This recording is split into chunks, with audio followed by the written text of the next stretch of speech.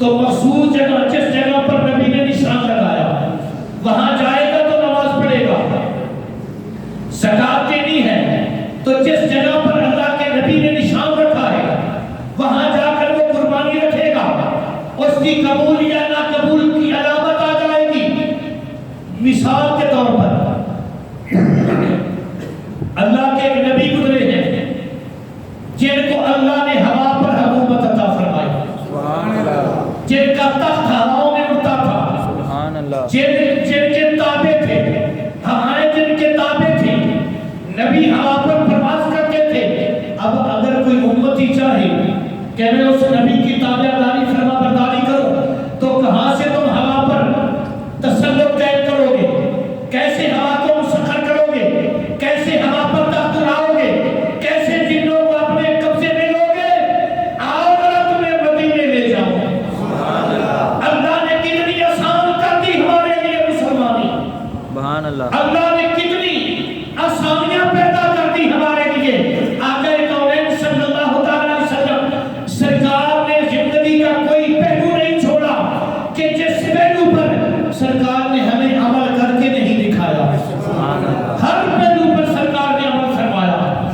آؤ آپ حضرات کے مطالعے کی وسعت کے لیے سب سے پہلے جو زندگی کا آغاز کیا مزدور سے لے کر چرواہے سے لے کر بادشاہ تک ہر شعبے کو آمینہ کے لال میں غلاموں کے لیے کر کے دکھایا ہے. زندگی گزارنے کا کتنا آسان طریقہ. اگر ہم میں سے کوئی مال چلاتا ہے, جانور چلاتا ہے, تو آقا کریم علیہ السلام سرکار کے وہ ایام دیکھ لے جب سرکار حضرت سیدہ حلیمہ کے گھر میں دربار تھے. سرکار بکریوں کے ساتھ تشریف لے کے جایا کرتے تھے. 4 سال تک سرکار نے حضرت حلیمہ سعدیہ رضی اللہ تعالیٰ عنہ آپ کے گھر وقت گزارا. اور جب جی چاہتا سرکار بکریوں کے ساتھ تشریف لے کے جاتے اور امت کو مال کی حفاظت کا طریقہ عطا کر دیا.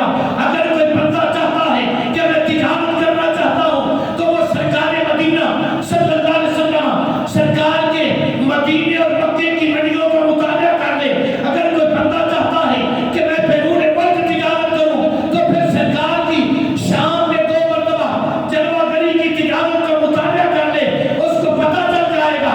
اگر کوئی بندہ چاہتا ہے کہ میں گھر میں زندگی کیسے گزاروں تو حضرت اما عائشہ صدیقہ سے پوچھ لے سرکار گھر میں کس طرح زندگی گزارتے تھے.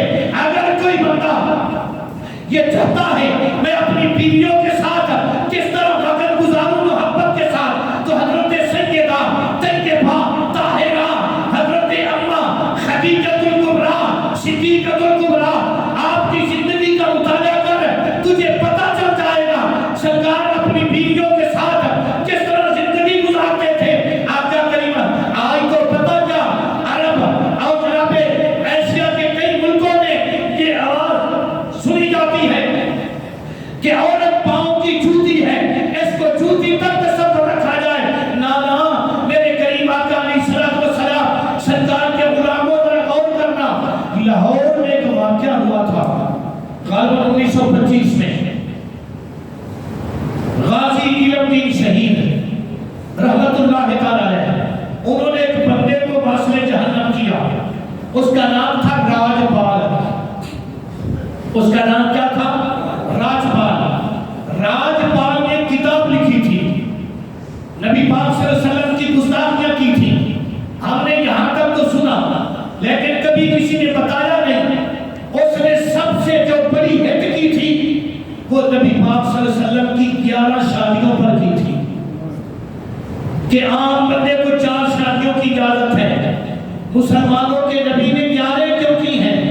یعنی اس نے گستاخی کے طور پر یہ الفاظ استعمال کیے. میں بڑی محبت کے ساتھ آپ حضرات کے دماغ میں یہ بات بٹھانا چاہتا ہوں, میرے نبی صلی اللہ علیہ وسلم نے عیاشی کے لیے شادیاں نہیں کی بلکہ سرکار نے اس کسی ہوئی اللہ کی مخلوق کو سہارا دینے کے لیے یہ 11 شادیاں فرمائی ہیں. آپ حضرات سے پوچھتے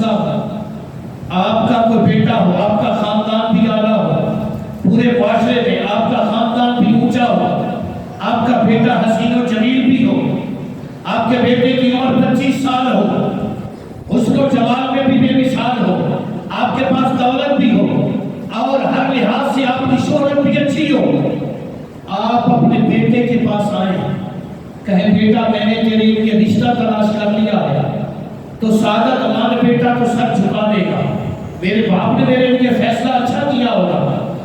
آپ کہیں بیٹا سن، میں نے تیرے لیے کس رشتے کا انتخاب کیا ہے، جس رشتے کا میں نے انتخاب کیا ہے وہ عورت تیری عمر سے 15 سال بڑی ہے۔ آپ حضرات کی توجہ ہونی چاہیے، میں آپ کو مقصد بلال بتا رہا ہوں۔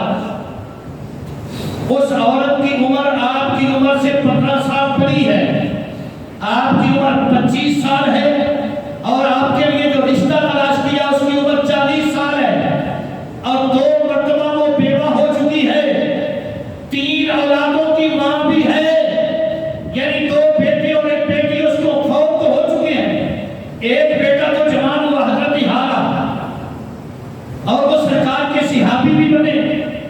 بات سمجھانے کے لیے عرض کر رہا ہوں، آپ کا بیٹا اگر آپ سے کوئی بات نہ کر سکا، اپنی ماں سے ضرور کہے گا میرا باپ میرا دشمن بن گیا ہے، ابھی میری عمر 25 سال ہے، مجھے معاشرے والے حسین و جمیل بھی مانگتے ہیں، ہمارا خاندان شہرت بھی رکھتا ہے، معاشرے میں اعلیٰ خاندان کے والد بھی ہیں، دولت کی بھی رہن سہن ہے، اور میرے باپ نے میرے لیے کون سا رشتہ پسند کیا جس کی عمر مجھ سے 15 سال بڑی ہے، جو 2 مرتبہ بیوہ بھی ہے، جس کی 3 اولادیں بھی ہیں، تو زمانے والے آپ کو یہ رشتہ نہیں کرنے دیں گے، آپ کا بیٹا یہ رشتہ قبول نہیں کرے گا۔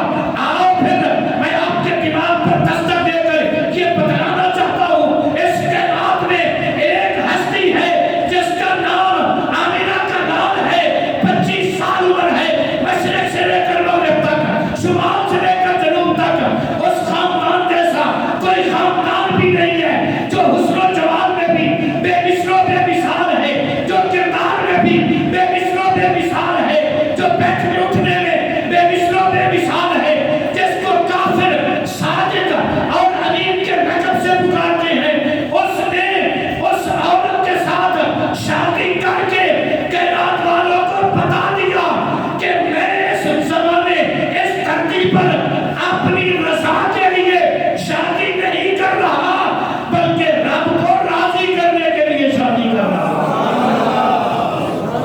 اور پھر 27 سال اماں خدیجہ الکبریٰ کے ساتھ میری سرکار کا وقت گزرا، آخری جو 10 سال ہیں ان 10 سالوں میں سرکار نے 10 نکاح فرمائے۔ حضرت اماں خدیجہ الکبریٰ کی شادی زندگی میں ایک نکاح بھی نہیں فرمایا، اس کے بعد سرکار نے 10 نکاح فرمائے۔ ایک اماں عائشہ صدیقہ رضی اللہ تعالیٰ عنہ، آپ کا والی ہے ہماری ماں، باقی سب کی سب بیوہ ہیں، کچھ بوڑھیاں ہیں۔ میرے نبی صلی اللہ علیہ وسلم نے کائنات والوں کو یہ بتلایا، اے لوگوں اس دھرتی پر تمہارے آنے کا مقصد عیاشی بدماشی نہیں ہے، بلکہ اس دھرتی پر تمہارے آنے کا مقصد یہ ہے کہ تم بے سہارا لوگوں کا سہارا بنو، تم گروہوں کو اٹھاؤ جن کا زمانے میں کوئی نہیں، ان کے سر پر دست شفقت رکھو۔ رب پروردگار کی عزت و جلال کی قسم، آقا کریم علیہ السلام سرکار نے یہ بتلا دیا کہ بیویوں سے محبت کس طرح کرنی ہے۔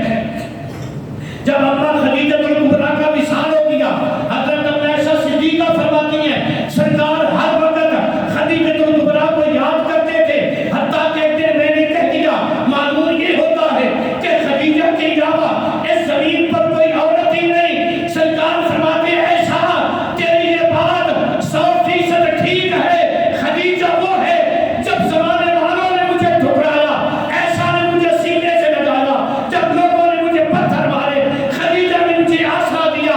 آج کیوں نہ میں اس کا تذکرہ کروں، آج کیوں نہ میں اس کو یاد کروں۔ سرکار بکری سیوا فرماتے اور حضرت خدیجہ الکبریٰ کے سہیلیاں جو تھیں ان کے گھروں میں تحفہ بھیجا کرتے تھے، ایک سامنے رنگ کی سیاہ